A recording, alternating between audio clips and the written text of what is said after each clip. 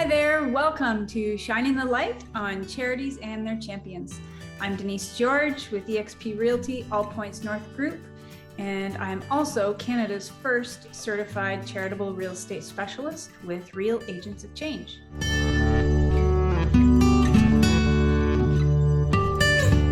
Today, I had the pleasure of interviewing Wendy from the Harvest Share Food Bank organization in my local community in Parry Sound, Ontario, and they service a large area in the Parry Sound district.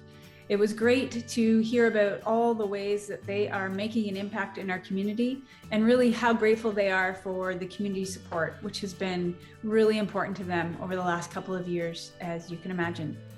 We talked about the charitable donating of real estate and how that could be a game changer for them.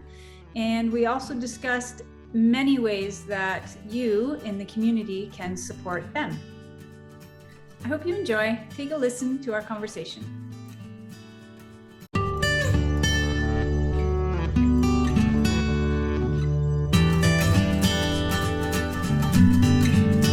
right, welcome. I am happy to introduce Wendy Pegahmagabow. Wendy is with Harvest Share, which is a community food bank in Parry Sound. And I'm really excited to be chatting with her today because Harvest Share is a really important organization in our community. So it's been amazing to watch the growth of Harvest Share. And it's exciting that Wendy and Harvest Share are my first interview of a nonprofit because it's kind of where my nonprofit love in Parry Sound started to grow. So I'm excited to have Wendy here, and I want to thank you, Wendy, for making the time. Oh, and thank you for the invitation to have the opportunity to do this. So yeah. Great. So we'll get started. First of all, tell me who you are, where you came from as far as before Harvest Share a little bit, and then how long you've been with Harvest Share. As you introduced me, my name's Wendy Pegahmagabow. I've been with Harvest Share for almost 6 years.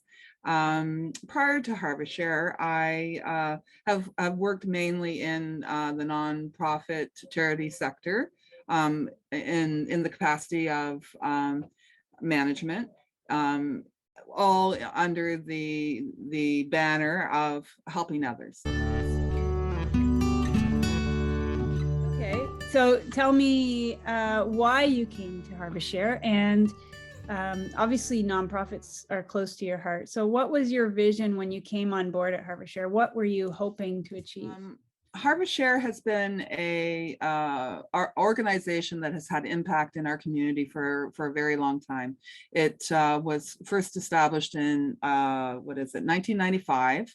So it's been around for 27 years. Wow. And I was always impressed with the grassroots approach, and that it was very community-based and driven. And so coming in, my vision was to assess the programs that were successful and maintain those, and continue to grow new programs that were creative and cost-effective, that would continue to meet the impact and improve the quality of food that the organization had to offer to the community. Cool. And when we met briefly, you talked a little bit about where it began. Tell me just that little story of how it began in Parry Sound, because that's pretty cool. Yes, it's kind of funny, and it's a joke around here that it all started with zucchinis. So there was a small group of community-minded people that had this abundance of harvest from their gardens. Too much zucchini. Anybody who's grown zucchinis know that you can't possibly eat all of the harvest, and so they wanted to have an opportunity to offer this fresh produce to the low-income families that were struggling to be able to have fresh food to eat. And so they asked others to donate their surplus from their harvest, hence Harvest Share, the name. Yeah. And they sold it for a very nominal fee at the market, at the summer market, in order to, it was felt that people were more comfortable paying, and it maintained dignity and reduced stigma. So they would get a large bag of produce for maybe a donation of $1. Nice. And that's how it all started. And as the success of that was realized, and they started to want to look at other ways that they could help feed people in the community. And the community dinner that is still alive and well has been consistently offered weekly, now bi-weekly because of the pandemic, for 25 years. So wow. That's pretty impressive. That's amazing. And it's right now we have to do it through takeout and delivery. But the sit down meal was a hugely successful program that people really looked forward to, that gave so many community members an opportunity to socialize and have a sense of family, and to sit down with others to have a nice meal together. Yes, I remember that. Yeah. And I remember the volunteers that were involved in that as well. Yes, yes, very, tell very me much. A little bit about, I mean, you've talked already a little bit about the mission off the cuff, kind of a vision of the mission, but Yes. what is the mission of Harvest Share, and who do they serve? Like who uses the services of Harvest Share? The mission statement for Harvest Share community food programs is to improve access to good quality, nutritious food for individuals and families within the district of Parry Sound. So it's a response to food insecurity in East and West Parry Sound. And we do have our operation is largely in West Parry Sound, but we do provide outreach to the food banks over in East Parry Sound to provide the support of the donations of fresh and frozen and things that they may not be able to access. Give me some statistics, because the last couple of years, I know things have taken a big shift for Harvest Share. Yes. So give me some statistics on how things have changed for you during the pandemic as a nonprofit who's addressing food insecurity. We've experienced approximately a 25% increase in need through the last 2 years, and even more so in 2022. New intakes can be as much as 30 in a month of new people that have never accessed before. That in January alone, we had 33 new intakes. Really through community support is the way that we've been able to continue to meet the need. Community has really stepped up as far as food donation and monetary donation that enables us to continue to meet that need and be confident that we can. As well as through our food rescue program, there's such an abundance of food to share that initially we started food rescue to meet the needs of our clients through Harvest Share, but it has grown beyond that. So the food programs that operate within the town of Parry Sound, we often donate good quality surplus food from our food rescue to help minimize costs, and because cost is often an obstacle when people, a group of people want to offer a meal or provide a service that's very grassroots. So if you can cover some of the costs through donation, it makes it more successful and more obtainable to do that. As well as we also share with other food banks and other food programs in East and West Parry Sound. So that's a huge area, and for people watching who want to help and get involved as a volunteer, how do you service all of these areas? Obviously those areas would have their own volunteers. Yes. But as far as this area, tell me how that's changed over the last couple of years and what the impacts have been, whether there's been, like, I think for a time the volunteers decreased, but just kind of tell me about the journey of volunteers over the last couple of years. Right. Yes. When the pandemic first broke out, there was a need to protect our volunteers and to encourage them to, shelter in place. Most of our volunteers are in the age group of over 65. People who are retired have time to donate, so that it totally depleted our volunteer base, and we're very heavily dependent on volunteers so to do the work we do. So there was a need to employ staff, and we were able to find dollars that became available to support nonprofits, to hire people on short-term contracts to at least meet the need through the food bank. And as things started to settle down with vaccination and people feeling a little more safe to come out, we started to slowly recruit new volunteers through that, as time went on. And now we're up to, we have 40 volunteers that do the work. That's Yeah. good. I mean, we've had as many as 75 prior to the pandemic. So because the sit down meal required, almost 15 volunteers a week to offer that. I remember bringing our basketball team to do that. Yes. It's a great youth opportunity to help volunteer. Right. Yes.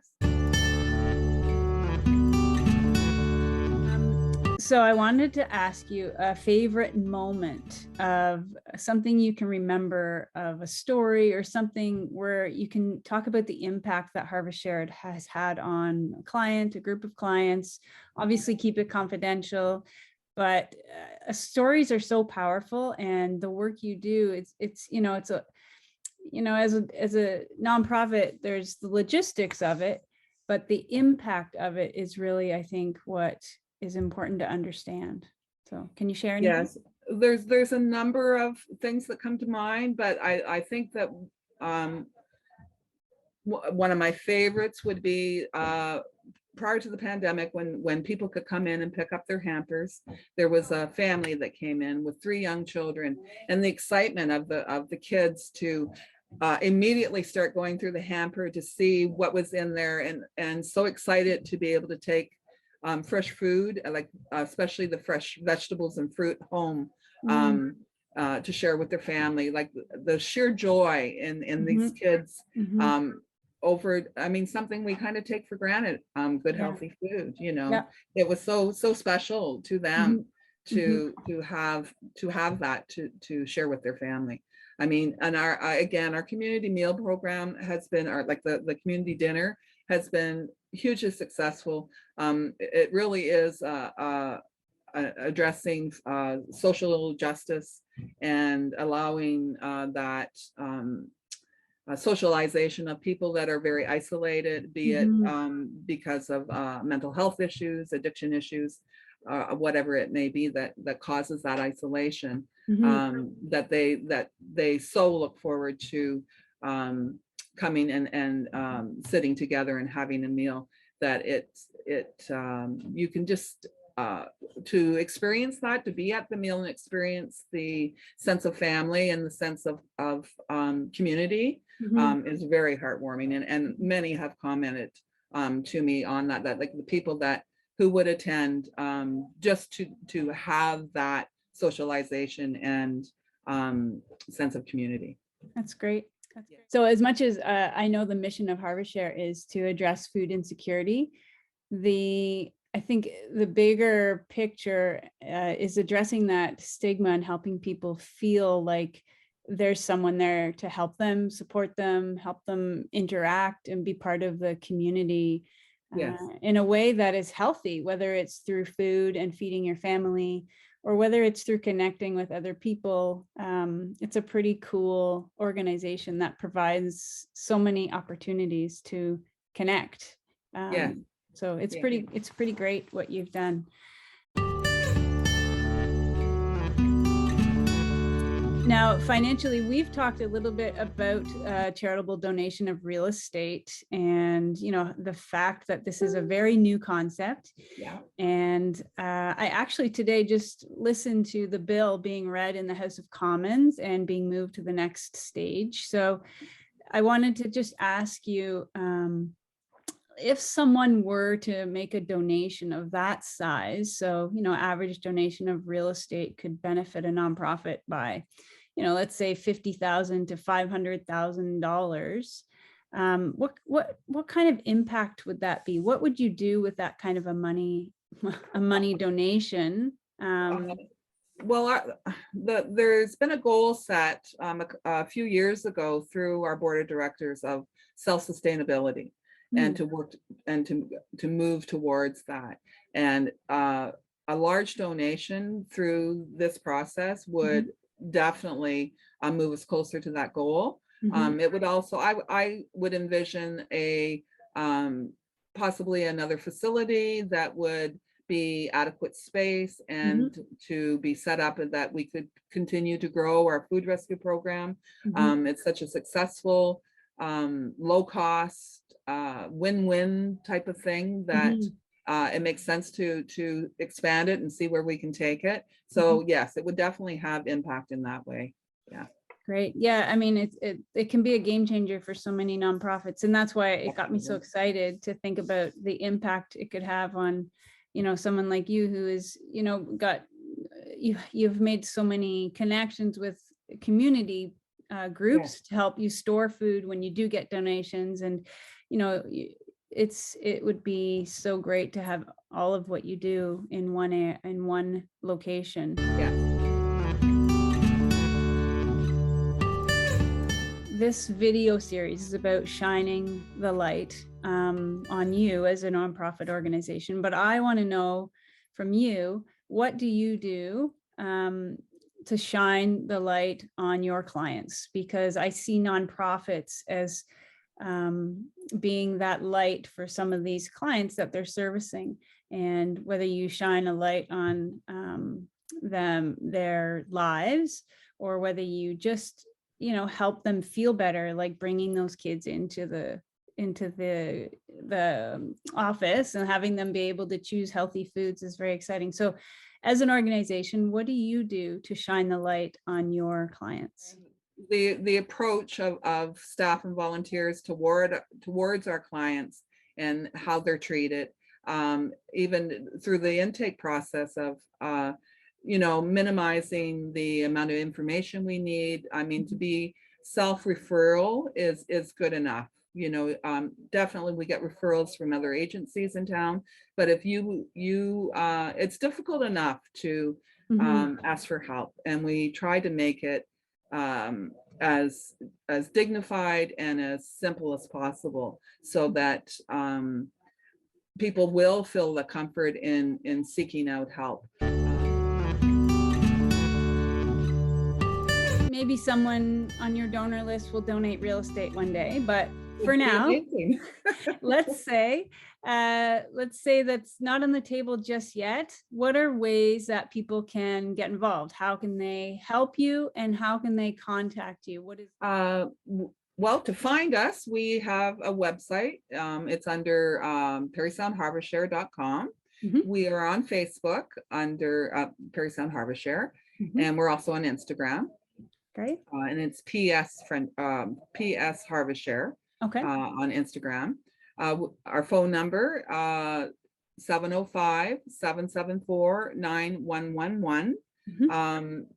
For anything really, if you need to access the food bank, if you have a question, if you'd like to make a donation, that number can be used. Great. And I also can be contacted by email. And the email that comes directly to me is parrysoundharvestshare@gmail.com. And ways that people can help is through volunteering, through donation of food, and donation of monetary donations, which is often the most helpful, because we get bigger bang for our buck when we can purchase things. Right. And because there's purchasing programs through the provincial association as well that gets discounts for us when we purchase in bulk. And but really any type of donation that people are most comfortable with giving. So if you would rather, you know, pick up a few things at the grocery store and put it in the bin, or bring it to our door, I mean, every little bit helps. So I mean, a $10 donation, you know, people have often said to me, oh, it isn't much, but it's all I can give. But it doesn't really matter how large the donation is. It's really the the collection, the collective effort of everyone or of, our supporters that live within this community to help others, to help their neighbors. Right. Which is really heartwarming and has impact. Absolutely. We couldn't be here and do the work we do without the support of our community. Right. Excellent. So not only are we shining the light on the organization, but the people who support you are so important. So absolutely. All right. Well, I want to thank you, and I'll include all of the contact information in the description below. So if anyone wants to get involved and contact you, they can do that directly. Sounds great. Wendy, I want to thank you for joining me. And yeah, I will hope to see you soon. Okay, thanks so much. And right. Yeah, have a great day. The sun's shining. It's cold today, day. but yeah. All right, Yeah. Great. Thank you, Wendy. Bye-bye.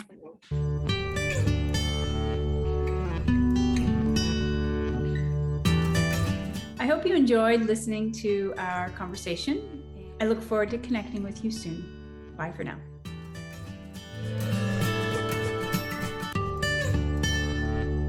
This is Denise George, eXp Realty All Points North Group, and Canada's first certified charitable real estate specialist. I want to thank you for joining me, and please tune in next time where I will continue to shine the light on our nonprofits who are making an impact every day. Thanks for listening. Have a great day. If you know of a nonprofit that I should speak to, I would love to connect with them. I'd love to hear their story, and I'd love to be able to share their story. Please reach out to me. My contact information is coming up, or you can find it just posted below this video.